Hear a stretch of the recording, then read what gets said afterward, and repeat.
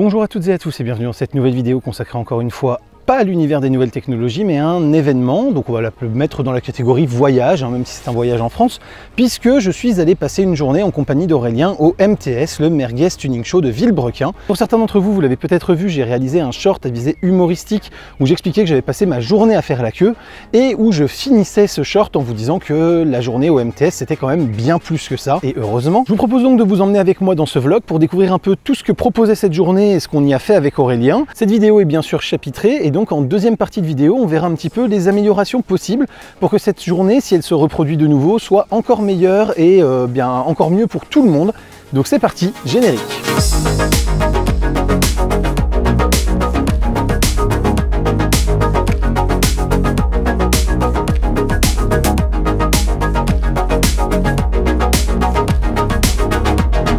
Nous sommes donc le dimanche 4 juin 2023, il est 5h15 quand on se lève, 5h30 quand on part d'Orléans.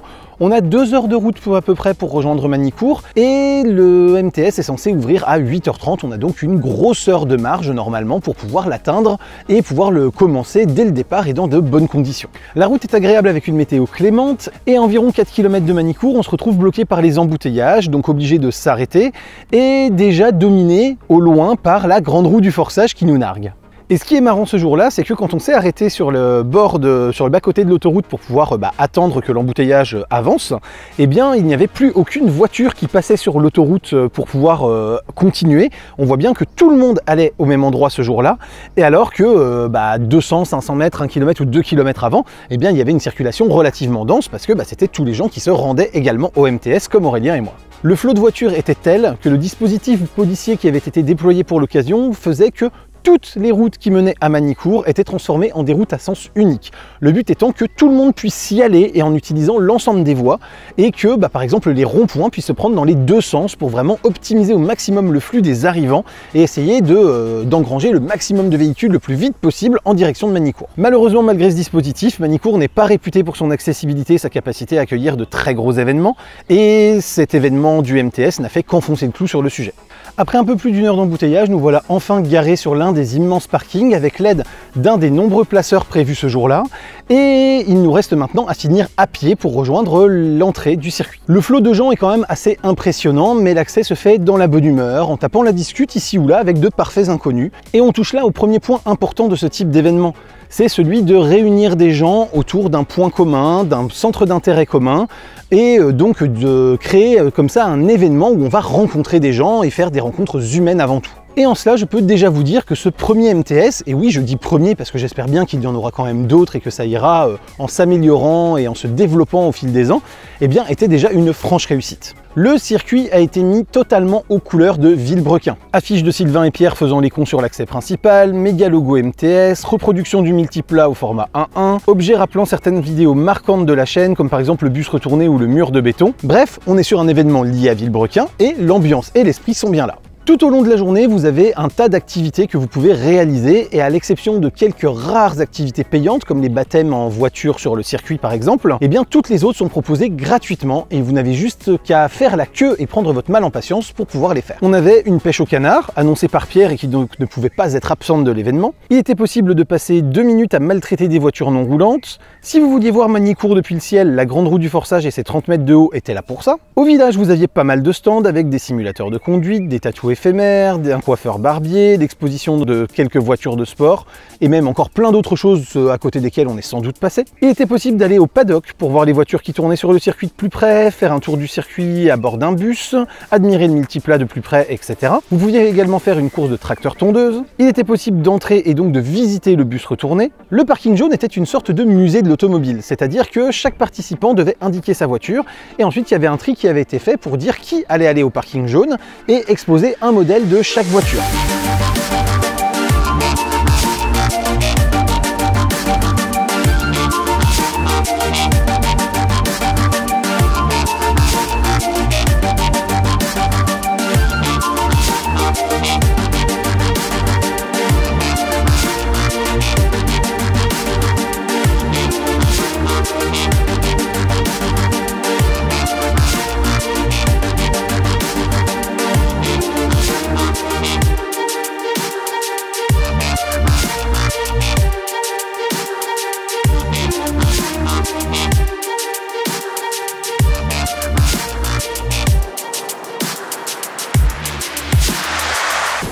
Il y avait donc des voitures tout à fait conventionnelles, mais aussi quelques belles voitures que l'on croise un peu moins souvent, quelques-unes avec des prépas moteurs plus ou moins poussés, des délires what the fuck, de grosses sonos totalement outrancières, ou des gens qui n'étaient pas certains de repartir avec un moteur fonctionnel une fois le soir venu.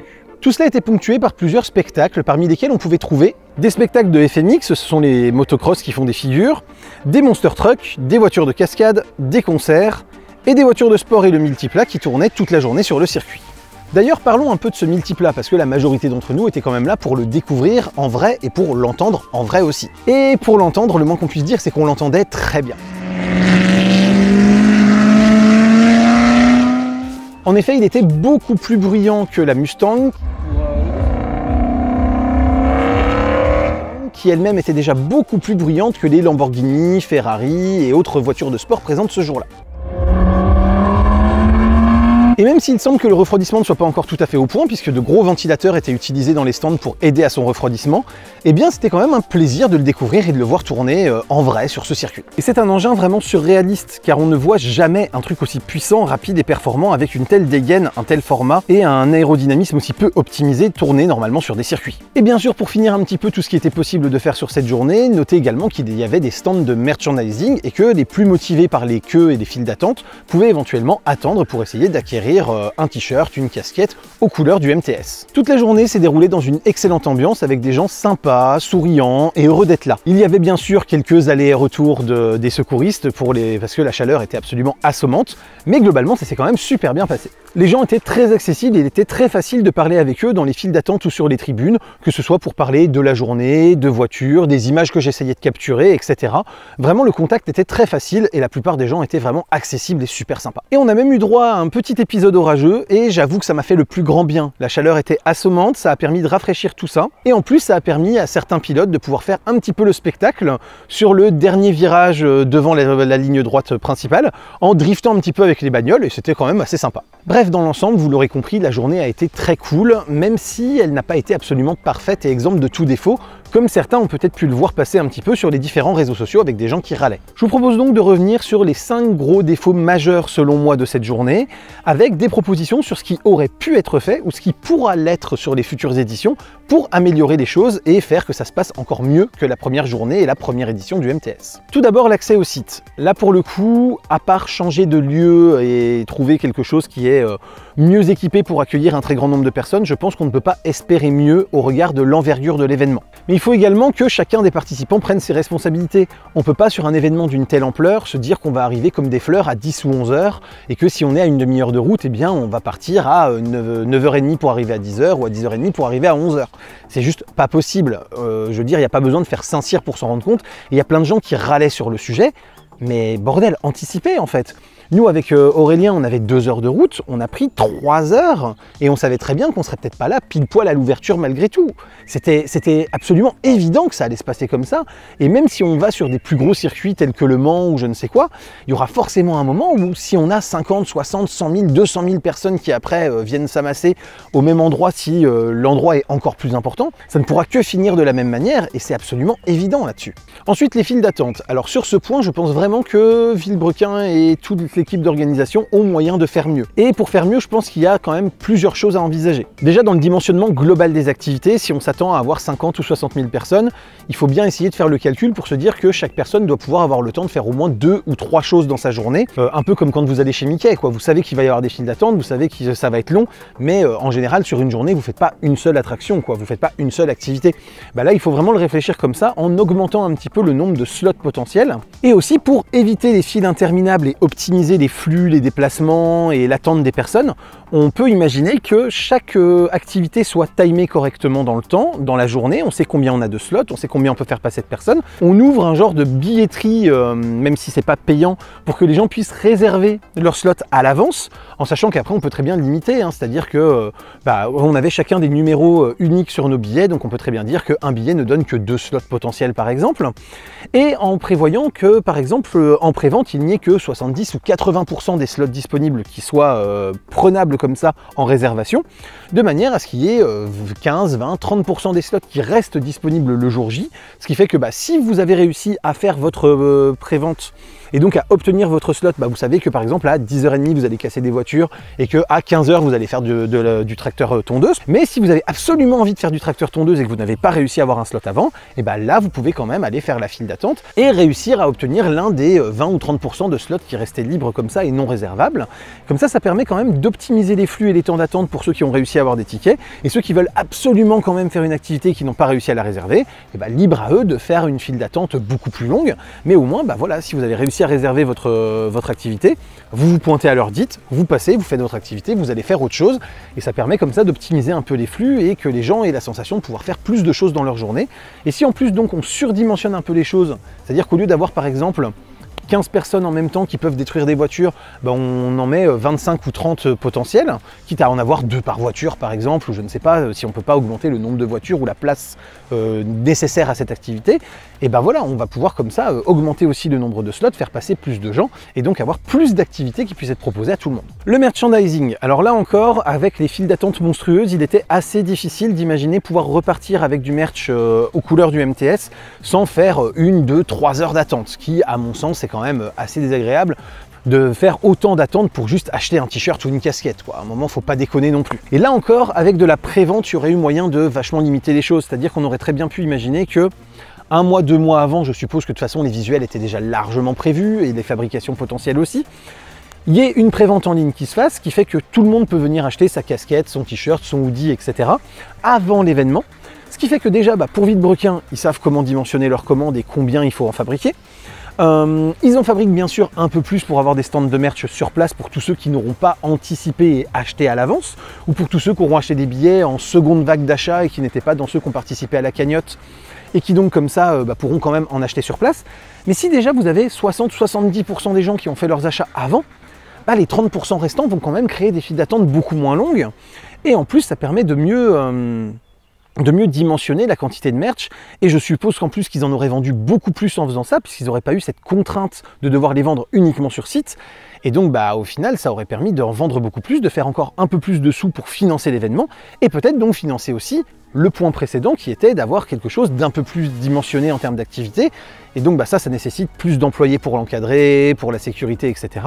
Mais donc si vous vendez plus de merch, vous faites rentrer plus de sous, et ça permet de financer aussi un événement avec une plus grande ampleur pour que tout le monde puisse être content et avoir une activité à faire. Avant-dernier point, le problème du temps, le temps donc météo et de l'ombre, puisque clairement, on l'a vu pendant toute la journée, le soleil tapait tellement fort et la chaleur était tellement assommante que les gens passaient leur temps à chercher l'ombre, à essayer de se cacher du soleil, et il n'y avait clairement pas assez d'endroits pour s'abriter de la chaleur. Même avec une casquette, j'ai crevé de chaud de ouf, il y avait des gens qui avaient des ombrelles, ils crevaient de chaud de ouf quand même. Effectivement, les points d'ombre n'étaient pas suffisants, c'est-à-dire que le moindre muret, le moindre petit bout d'ombre était vraiment squatté par des gens qui s'entassaient pour essayer d'être un peu au frais. Et là on se rend bien compte aussi que le choix de Magny-Cours était peut-être pas le bon, ou alors qu'en tout cas il aurait fallu prévoir peut-être des barnums supplémentaires à ceux qui équipent déjà le site pour pouvoir avoir plus de zones où s'abriter, parce que là clairement les gens ont souffert. Et je pense entre autres que s'il y a eu autant de malaise et autant d'interventions des secours qui ont passé leur journée à faire des allers-retours et qui ont fait visiblement un super taf, je veux dire à ce niveau là bravo à eux, mais c'est aussi à cause de ça, quoi. C'est aussi parce que les gens en plein cagnard et avec assez peu de possibilités d'avoir de l'eau rapidement s'ils se sentaient pas bien, on va y revenir dans le dernier point, et clairement c'est aussi ça qui faisait qu'il y avait autant de malaise et autant d'interventions de la part des secours. Et enfin le dernier point, c'est le prix de la nourriture et des boissons sur site.